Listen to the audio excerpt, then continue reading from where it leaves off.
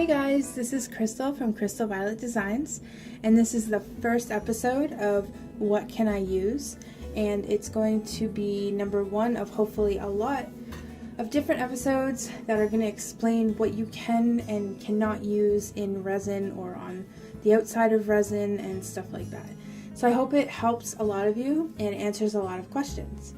So first, what I'm just going to say before we start is an apology for not making videos a lot more and a lot sooner. The reason for that is because my Mac actually broke. The Logic's board busted, which really sucks. And number two, it was the Christmas season. I had some orders to do. I also had a lot of, random running around to do for, buying gifts and your typical Christmas season stuff. So now I'm going to be back, and one of my things for the new year is to make weekly videos. I'm going to do a couple different series to start off, and then I think the What Can I Use series will probably be done every few weeks, just based on so that I don't run out of material eventually. So just to give you a quick review of what it's going to be is things such as the paints, the eyeshadow today, the sparkles, the nail polish, and then I'm just going to let you know what kind of resin I use with all of these and the coating that I put on most of them, not all of them. So for the other episodes, I'm going to show you different things, but if you have any questions of things that you do want to see, just put them in the comments below and I'll try to get them done for the next episode, or maybe for one after that. The first thing I think I'm going to talk about today is the paint. I'm going to show you some examples of some that I've used just for using regular paint. I've used glow-in-the-dark paint, I use metallic paint, lots of different paints you can use. For the most part, I do like using folk art, and I'm sure many of you guys have used folk art if you've done resin. You can tell that the difference when you do use some sort of paints. Sorry, I'm not really sure you can get it. I did get a new phone. I'm still learning a lot of the techniques to using it. It's a lot thicker when you use folk art. The same goes for a lot of the more expensive brands. Folk art's not expensive though. I believe that I paid maybe $1.97 for it at Walmart. Everything that I'm going to talk about today, I am going to put the links below in the descriptions, and I'm also going to put the prices so that you guys can buy them if you'd like. Not specifically like green folk art, but I will let you know where I bought mine, and you can search all your own kinds. So the same goes for the glow-in-the-dark. This is what I used the glow-in-the-dark for. I just added some sparkles to it, and if you can tell, it is very nice. It's super hard. It's not like you can't bend it, which is definitely a plus. You don't want that. This one here is another folk art that I used, and it's just a basic purple, which is also hard, and it is also very cheap to use.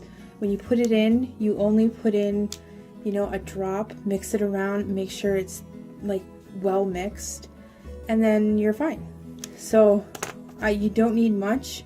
It lasts so long, and I highly recommend it. So that would be the folk art. Next, I also use Martha Stewart's crafts. Oops.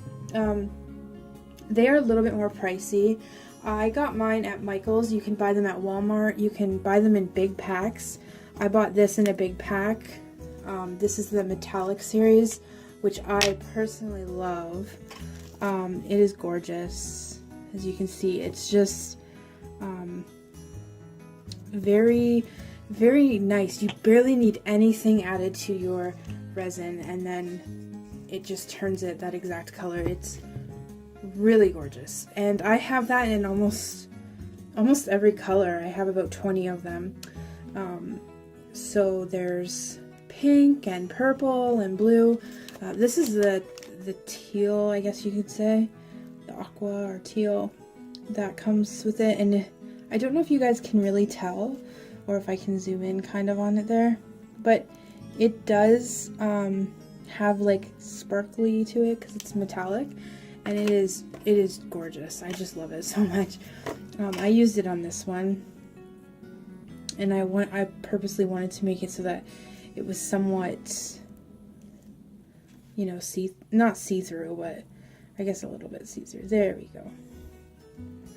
So if you can tell, the top is pink and the bottom is the tealish blue, and it turned out great. So again, you don't need very much.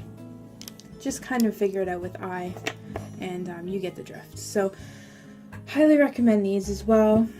You can use brands that are not well known. There is tons of brands that are not well known. For example, I have some of these. This is a gloss enamel one. I think I got it for maybe like, I don't know, maybe 80 cents or something at the time. It works. However, there is other ones that I have that are very, very runny, and you can, I don't know, you can't really hear it, but you know, they're all kind of like no-name brands, and sometimes you pick up the odd one and it just doesn't work. It's too runny, or it just doesn't look as great. So the last thing I wanted to bring up is the acrylics that you can buy for painting certain things and doing stuff like that. Amsterdam is an amazing brand for painting. I bought this in college. I had some painting classes and I loved it. I have so much left, and I graduated a long time ago. Almost 2 years ago I graduated, and I've been using it in my resin now, and it's only to about here. So again, it's really great. The color itself, if you can see, is really bright. It's exactly what you see on the outside. It's well worth it. But to put in resin, I mean, if you're gonna pay that much money for stuff, I would say just use this for actual painting and stuff like that. I mean, it's totally up to you. You do get a lot more worth out of this one, so you just kind of have to figure it out like this.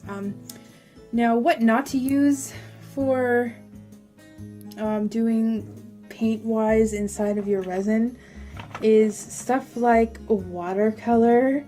I do not put watercolor in my resin. This is not watercolor, but this is gouache. I believe that's how you say it. I might have said it wrong. Both of these I have put on top of my resin and inside of it. Now, this one is fine to put inside. I find not very much, but don't overdo it. I will not use it all the time though, because I do find it makes things a little bit squishy, and I don't want that. I don't want my pieces to be really squishy where people, you know, they can't even like use them. I need them to be hard. So I refuse to use this. Watercolor is completely useless. It makes it very squishy. Because you have to put more in. When you put it on top, obviously it's not going to work as well. Same with this one. It peels, it chips, and it falls right off. Do not use this kind of stuff for on top of your resin. Even if you try and seal it right after, it still peels. So that is a problem. Do not use that unless you're going to want to have to redo your piece over again. The second part, and I'm actually going to do a full video on nail polish, but the second part right now that I'm quickly going to go over is nail polish. I was one of the people who was asking if it actually worked, and it took me just one try, and I got it the first time. However, I painted the mold. I'll show you the mold first of the one I'm going to show you. The nail polish is still here. It's okay if you go over. I painted all in there, and I went kind of crazy with the paint. I used this one here, which is really pretty. It's got a lot of cool colors in it. I used this one. It doesn't really matter what you use. You can do any colors you want. I also just used plain colors and stuff too. Painted inside here. Popped it out once it dried, and it turned out like this. I went for a galaxy look. I'm sure you can tell. Very pretty. I can do a tutorial on this if anybody wants. But if you can see all the little details in here, it's really fun and I highly recommend it. I also did it with this unicorn. I have a mold for the unicorn that I got. I can't even speak today. So yeah. In the back I just did with a basic black paint with sparkles. So again, this is folk art paint in there, and then sparkles that I'll show you after. So they all work. I have never tried to mix my my nail polish inside of resin. I've never tried that yet. I might do that for the next video, but until then, this is just painting on the outside, and I just unscrew it and I do my painting like that. You can also use brushes or whatever you prefer. So yeah, so that does work for on the outside. However, do not forget that every time you use something like that, you have to go over it with some sort of like gloss or just a sealer, or it will peel. I didn't have a problem with it peeling at first, and I glossed it a couple days later with, I did a huge glossing with a whole bunch of different things that needed glossing, and I waited a couple days and it worked fine. So this is what I use to do some of my glossing. It's the Rust-Oleum brand, and it's, I think I paid about $6 for it at Walmart. It goes on sale all the time. You shouldn't have a problem buying it on sale at Walmart. I know most people have Walmarts where they live. If you don't, you can buy it online, and I will link some stuff below for that as well. When you spray it kind of from a distance, and I would either put a mask on or open a window, and make sure there's no like kids around or cats or anything like that, because it is brutal. It smells so bad. You can even do it outside if you have like an area to do it outside. I have a lot more stuff that I use to gloss and coat things too that I will do in different videos, but until then, this is what I use for the nail polish because I felt like it might be the best for the nail polish. I don't know if you guys can see, but the resin I'm using for all of this is Amazing Clear Cast. It is not the 10-minute. I will not use that because I am a person who needs a lot more than 10 minutes. This is clear, and I like it better than Easy Cast. I have used Easy Cast, not saying it's bad. It has its good things about it. I've never had bad things that really go wrong with it. It's just I preferred Amazing because it was a little more thicker to work with, and I felt like it was getting done a lot quicker. Also, on top of that, I've heard a couple things about the other Easy Cast going a little bit yellow, and I didn't want that happening, so yeah, I didn't use it for that reason. If you want to see an example of just plain Amazing Clear Cast, this is it. It is gorgeous. It turns out really, really pretty. It is not yellow, so that's what it looks like. I never have had a problem with this. There might be better stuff out there. If you know of anything better, let me know. Put it in the description below or in the comments below. I'd love to try out some new stuff. As for me, I got this at Michael's. It was $32. Resin is not cheap, as you all know. And I used 50% off coupons, so it was really half of that. So I only use my coupons for all my stuff. So that's what it looks like. Alright, so I'm going to do a quick thing on eyeshadow and then sparkles. First of all, when using a lot of my stuff, I use these wonderful paintbrushes that I got on eBay, which I will link below, for 99 cents, and I got an entire package of them. There's a whole bunch in here, and I got them all for 99 cents, believe it or not. So I'll link that below for you guys too. I think that's super helpful. Some are really tiny and they're great to use. Others, they're like big. Some are really crazy. So if you're going to do the nail polish ones like that, you can do some awesome designs. So yeah, I'll link that below. Not guaranteeing they're still 99 cents, but you know how sometimes prices go up and down on eBay. Hopefully they are though. The next thing I'm going to talk about is my eyeshadows. These are Pigment eyeshadows. I'm sure most of you have either put them on your eyes or you have a friend that does or something. I wear crazy eyeshadow. If anybody knows me, they know I wear very bright eyeshadow on my eyes. People are constantly asking me about my makeup. This is the kind of stuff I use. So I use Pigment eyeshadow. This is not the brand I use. I use stuff from Sephora. This is not even an official MAC product. I will not use official products in my resin. I believe it's kind of, I don't want to say a waste of money, but it's very expensive product to use inside of things. So this is kind of a knockoff. They're just put inside of MAC bottles so that they're kept well. If you can just take a look inside, each one is complete pigments. It's like a dust or a powder, and there you go. And it, you just pour it right in your resin, not very much, stir it around. It gives amazing looks to the resin. I highly recommend getting some sort of pigment eyeshadow like this and putting it in, just even to give it a try. It's so neat. I have 6 colors.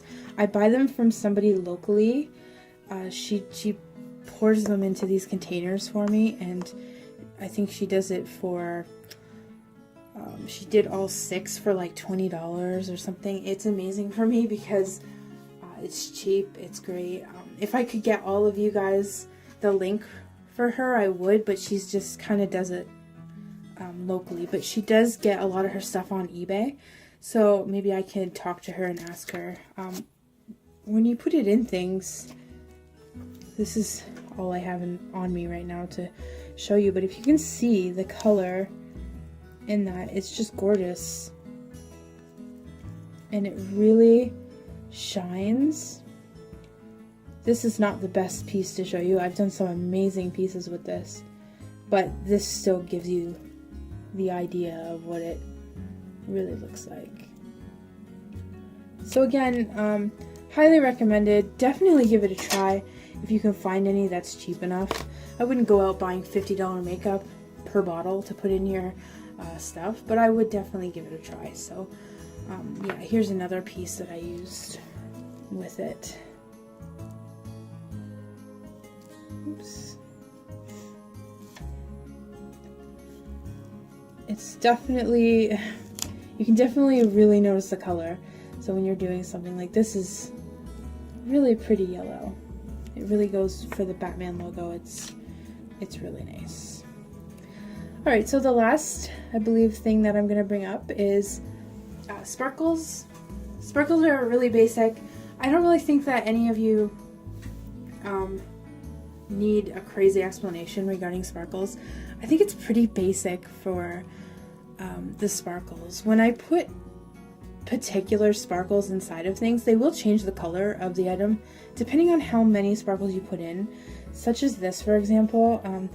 This piece here was done all in sparkles, but it looks like a completely pink piece. Obviously the stuff on the outside was painted right here, but everything else was just sparkles. and it came out pink, and it is really pretty. Now this one here is an idea of back, sorry, there's pigments on it. The back sparkles,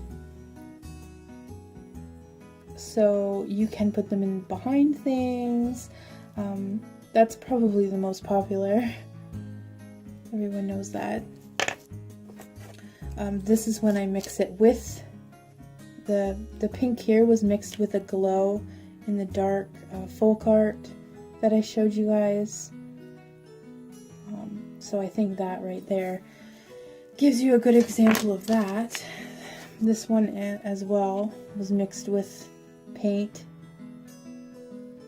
I mean, they all turn out great, so I don't really think that an explanation is really needed.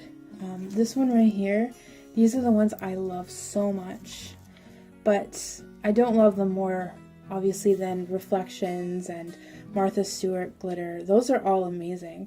I'll put everything for those down below. I have a ton, and when I say ton, I mean a ton of sparkles. I love sparkles. Without sparkles in my life, I don't know where I'd be. This is a really beautiful purple. That one's actually in this star, and this is all I have in the star is the purple glitter. I can't post a link to these. If I can find these online somewhere, I will, but I did find them at my local Dollar Tree. If you guys do have that in your area, it's very possible that you have them there. But as for everything else, I do think, you know, you can find sparkles anywhere, so just kind of give them a try. So yeah, I think that covers pretty much everything for now. I do think that the next episode is going to have probably something more to do with nail polish, I believe. I'm also going to show you some other tips and stuff like that. I'm also going to show you food coloring and what that looks like inside of resin, because I've always kind of wanted to try that anyways, and I have it all sitting here, so I'll probably give that a try. If you guys have any other ideas, just let me know, because that always helps, and I can't really think of anything right now. But I hope you enjoyed this, and just know that I am still kind of new to this, so I'm learning, and I want to bring the best information for you guys. But if you guys can give me any tips on things you want to see me talk about more, or something you don't want to hear about, so I can cut that kind of out, then yeah, just kind of let me know. So just, I don't know. So I'm glad that you guys listened to this. Thank you so much for subscribing, hopefully, and I hope to talk to all of you guys in a couple weeks when I let out another video. So I hope you guys are starting your new year amazing, just like I hope to be, and I hope you guys have some awesome New Year's revolutions or stuff like that. So have a good day.